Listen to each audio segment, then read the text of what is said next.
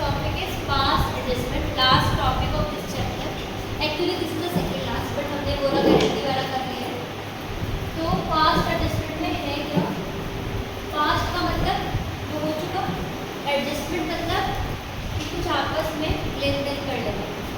इसमें इस टॉपिक में क्या है, क्लोजिंग कर चुके हैं, पार्टनर्स कैपिटल अकाउंट में डिस्ट्रीब्यूशन कर चुके हैं, पीएनएल एप्रोप्रिएशन के प्रॉफिट्स को डिस्ट्रीब्यूट कर चुके हैं, और उसके बाद हमें पता चल रहा है कि कुछ जो कंटेंट है वो गलत हो गया है या हम भूल गए. For example partnership deed present नहीं थी, ठीक है, और इन्होंने इंटरेस्ट ऑन कैपिटल प्रोवाइड कर दी. अगर ऐसा किया है तो इंटरेस्ट ऑन कैपिटल अगर दे दिया होगा तो सोचो रफली, अगर मैंने पीएनएल एप्रोप्रिएशन में यहाँ पर लिखा प्रॉफिट, नेट प्रॉफिट और यहाँ पर आईओसी दे दी, तो जो मेरा प्रॉफिट डिस्ट्रीब्यूट हुआ होगा, डिविजिबल प्रॉफिट हुआ होगा, वो कब हो गया होगा? आईओसी की वजह से. लेकिन आईओसी भी किस में गई है? पार्टनर्स में गई है. तो आपके माइंड में आया होगा जब ये प्रॉफिट ज़्यादा ही पार्टनर्स में है तो फिर हम एडजस्ट क्यों कर रहे हैं? क्योंकि बेटा आईओसी का रेशियो अलग हुआ, प्रॉफिट का रेशियो अलग. प्रॉफिट तो इतना ही डिस्ट्रीब्यूट हुआ होगा. देखो अगर प्रॉफिट आपका है तो डिवाइड तो पार्टनर्स में होना है, एक्सेप्ट वन केस कि अगर आप बाहर वालों को कुछ देना भूल गए हो, अगर इंटरेस्ट पर लोन है आप वो भूल गए हो, या फिर आप मैनेजर कमीशन भूल गए हो, इस सिचुएशन में तो प्रॉफिट चेंज होगा. Otherwise total profit remain same. Profit वही था, हमने डिवाइड गलत कर दिया है, तो अब हमें क्या करना है? उसको करेक्ट करना. अब आप सिंपल सा लॉजिक समझो. आईओसी के अकॉर्डिंग तो ए को मिल रहा था, अगर आईओसी दिया तो 20 + 30 फॉर एग्जाम्पल, और बी को मिल रहा था 30 + 30. जब आईओसी में काटा तो हमारा जो इसको मिल रहा था 50 और इसको मिल रहा था 60. बड़ा अजीब सा लग रहा होगा देखने में, ऐसा कुछ था.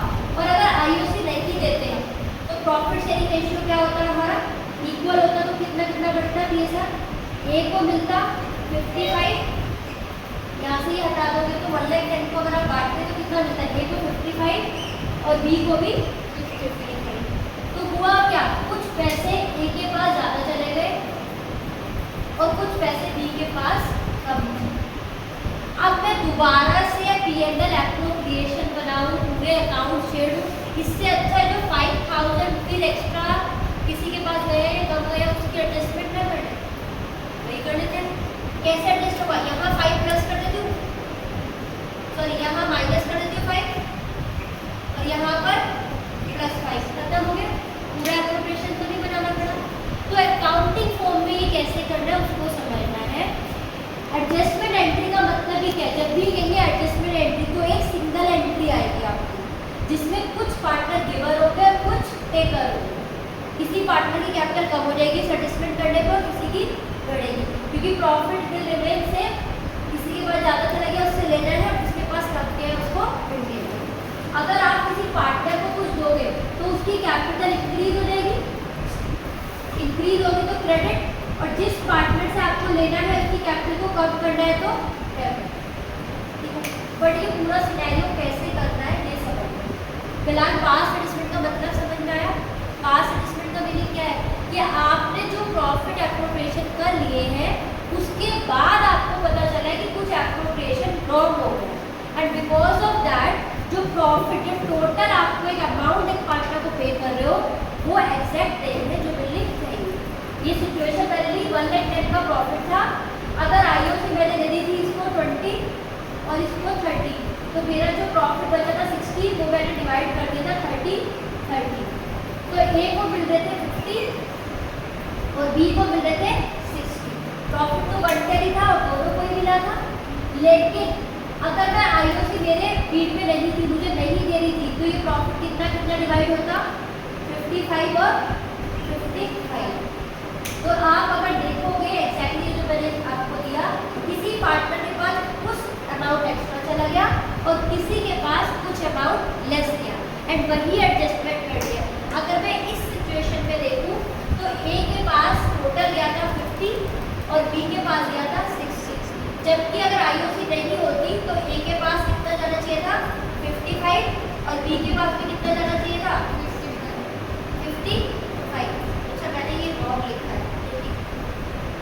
तो आपने क्या किया? ए में से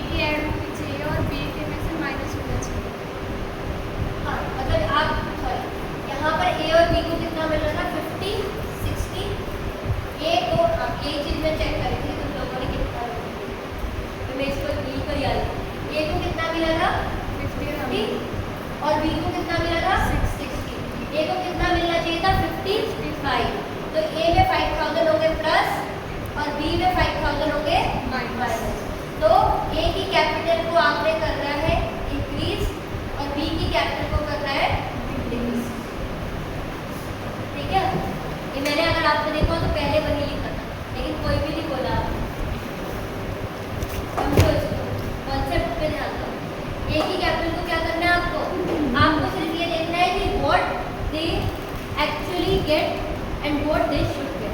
जो डिफरेंस है वो आपको एक एंट्री के अकॉर्डिंग करना है। इसमें मैंने केवल एप्रोप्रिएशन नहीं बनाऊंगा, और तो एक एंट्री के अकॉर्डिंग कैसे करना पड़ता है उसके स्टेप समझते हैं। आपका जो फाइनल आंसर है वो क्या है बेटा, वो एक जर्नल एंट्री। फाइनल आंसर क्या है आपकी, जर्नल वाला फॉर्मेट, और वो journal entry date, particulars, LF, amount in rupees, सिर्फ और सिर्फ ये जो जर्नल एंट्री है आपकी, ये आपका मेन आंसर है।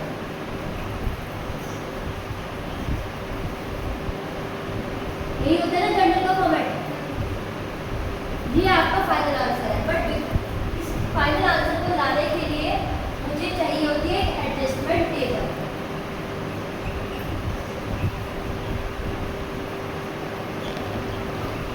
ये कैसे बनती है, ये सब जितने पार्टनर्स हैं, यानी कि यहाँ पर एक सीरियल नंबर और पर्टिकुलर्स आ जाएगा, फिर जितने पार्टनर्स हैं उनका कॉलम हो जाएगा ए बी सी, और यहाँ पर आ जाएगा, ठीक है। क्वेश्चन में क्या हो सकता है कि आपने या तो रॉन्ग डिवाइड कर दिया है, कोई चीज रॉन्ग कर दी है, या फिर आप ओमिशन, या फिर आप देना भूल गए। तो मैं फर्स्ट सिचुएशन ले रही हूँ,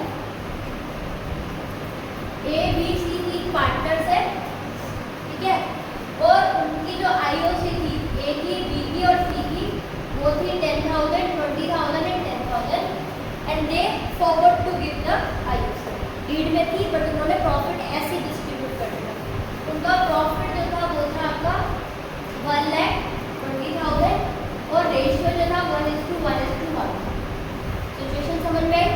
क्वेश्चन में क्या बोला है कि they have distributed profit in the appropriate ratio, मतलब जो रेशियो था उसी में डिवाइड किया, but they have not provided interest on capital.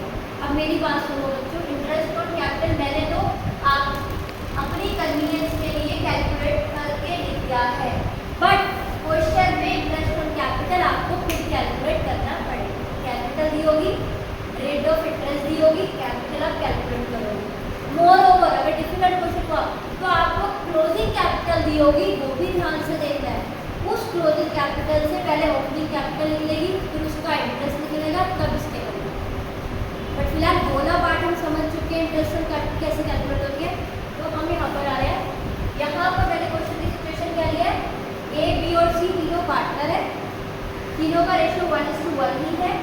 उन्होंने प्रॉफिट डिस्ट्रीब्यूट कर दिया 1,20,000 को, लेकिन उन्होंने आईओसी नहीं दी और वो सैलरी भी देना भूल गए। मैं कमीशन का केस ले रही हूँ, सैलरी बी को देनी थी 20,000 को, ये भी देना भूल गए। You are required to pass necessary adjustment, ये बोला। तो इस क्वेश्चन को कैसे करते हैं, आपको एक टेबल बनानी है जिसमें तीनों पार्टनर के कॉलम और फर्म का कॉलम है, ठीक है। जो भी आप देना भूल गए हो उसको अब आप पार्टनर को दे दोगे। यहाँ पर मैंने इंटरेस्ट ऑन कैपिटल लिख दिया, इंटरेस्ट ऑन कैपिटल। बेटा जब पार्टनर्स को इंटरेस्ट ऑन कैपिटल मिलेगी तो उनका कैपिटल इंक्रीज होगा या डिक्रीज होगा? इंक्रीज। बताइए इंक्रीज या डिक्रीज? इंक्रीज। इंक्रीज होगा तो वो पार्टनर कैपिटल में क्रेडिट होगा डेबिट होगा? क्रेडिट। कैपिटल जब बढ़ती है तो क्रेडिट, जब कम होती है तो डेबिट। तो डेबिट पड़ती है ना, तो पार्टनर के अकाउंट में क्रेडिट कर देंगे। ये ए के अकाउंट में क्रेडिट 10,000, बी के में 20,000 एंड सी में 10,000। अब पार्ट ये जो इंटरेस्ट मिल रही है मिल कहाँ से देते, तो फर्म ही दिया, तो फर्म हो जाएगी डेबिट 10 + 20 + 10, फर्म में हो गया 40,000। ऐसे किया, ये भूल गए थे सैलरी देना, अब आ जाता है सैलरी। ये अभी फर्स्ट सिचुएशन मैंने ओमिशन का लिया है, मैंने ये नहीं किया कि रॉन्ग कर दे दिया है, इन्होंने ओमिशन देना ही भूल गया। सैलरी सिर्फ किसको दे दिया? बी को 20। अब बी को मिलेगी तो बी में क्रेडिट, बट फर्म में ये स्टेप हो गया। फर्स्ट स्टेप आपने जो कैलकुलेट करना था कैलकुलेट कर लिया, सेकंड स्टेप आपने इस टेबल में फिल कर दिया। अब आपको प्लस माइनस निकालना है। अगर आपको रफ में क्या करना है, इस दोनों साइड का टोटल फर्म का करना है। फिलहाल यहाँ पर मैंने क्रेडिट में कुछ लिया तो 0 टोटल आ रहा है, और जगह कितना आ रहा है 60। जैसे लेजर बैलेंस करते हैं, यहाँ भी 60 और यहाँ भी 60, ठीक। ये स्टेप 1 था, ये स्टेप 2 टोटल करा, स्टेप 3 बैलेंस निकाला। ये 60 है तो फर्म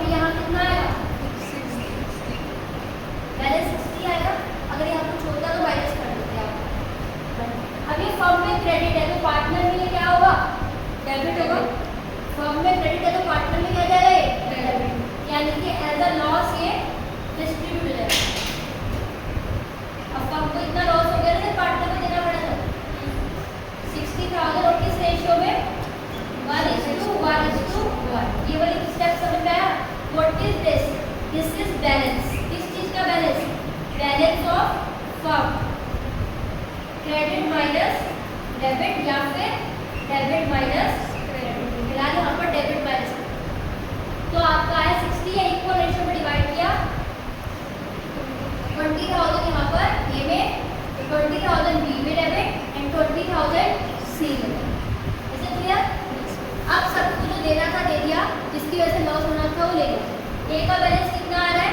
डेबिट में 20,000 एंड क्रेडिट में 10,000।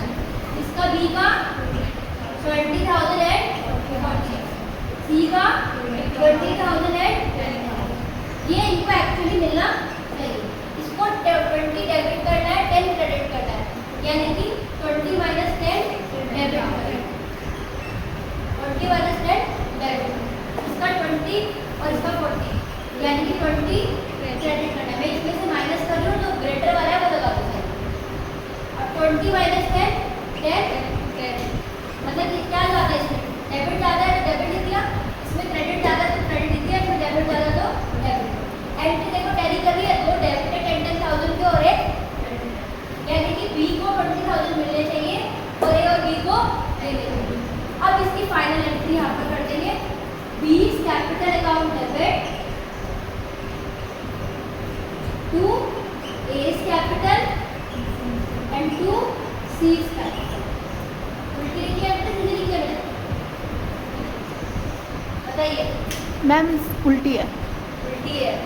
अब तक क्यों नहीं बोल रहे थे? मैम बी क्रेडिट होगा ना? B credit. मैंने क्या किया ऊपर? फिर भी नहीं बोले ना ऊपर? मैम मैंने बोला ना। मैंने बोला इन चीजों को नोट करो, जो मैंने डायरेक्ट बोली यहाँ बी क्या हुआ है? क्रेडिट। जो बैलेंस आया है वही एंट्री होगी, वो रिवर्स मत जाना लेकिन की तरह। यहाँ पर क्या हुआ? ए और बी डेबिट हुआ है, A debit C debit to B capital account 10,000 and 20।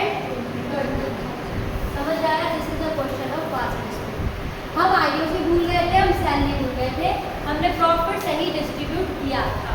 हमेशा ध्यान रखना, कुछ बहुत सारे इलस्ट्रेशन ऐसे मिलेंगे, ये प्रॉफिट टेकन बैक कर रहे होंगे, प्रॉफिट वापस लेंगे फिर बांटेंगे, बट आपको प्रॉफिट टेकन बैक तभी करना है जब आपने गलत रेशियो में डिस्ट्रीब्यूट किया था।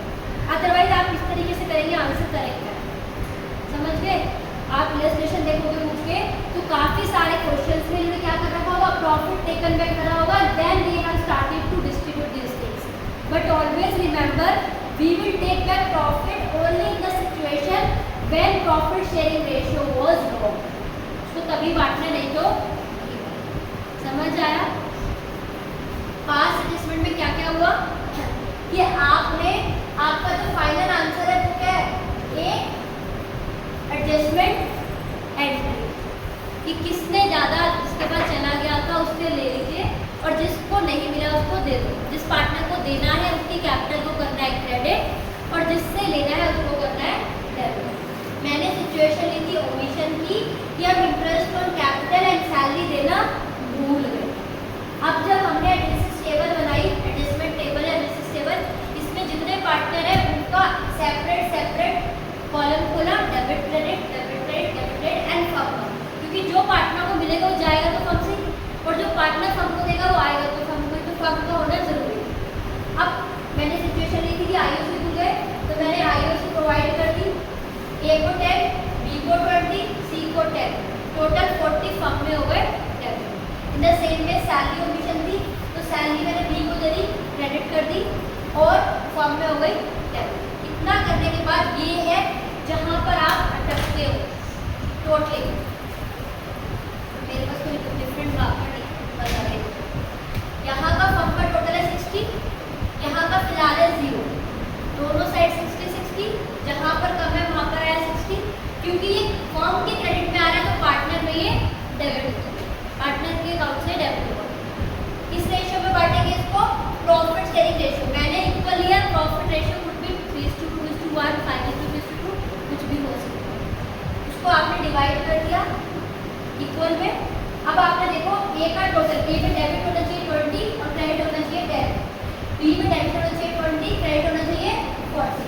सी में डेबिट होना चाहिए 20, क्रेडिट होना चाहिए 10। तो अगर आप डिफरेंस देखोगे 20 और 10 का, तो बी को डेबिट ओवर करना पड़ेगा 10 से, सॉरी ए को, बी को क्रेडिट ओवर करना पड़ेगा 20 से और सी को डेबिट ओवर करना पड़ेगा 10 से। And this is the adjustment कि जो आपका प्रॉफिट आईओसी ना देने पर प्रॉफिट डिस्ट्रीब्यूट हो गया था और सैलरी देने पर, उसकी वजह से बी को तो और मिलेंगे और ए और सी को पैसे दे देंगे। क्लियर है? This was the case of omission, जिसमें 5 एडजस्टमेंट में मैं ये दोनों चीज़ें प्रोवाइड करना भूल गई। अब मैं आपको बताऊंगी नेक्स्ट में करेक्शन, कि अगर आपने कोई इंटरेस्ट और कैपिटल एक्स्ट्रा दे दी है या फिर इंटरेस्ट और कैपिटल कम दी है या फिर प्रॉफिट लॉस किया, तो क्वेश्चन कैसे करें। ये समझ में आया?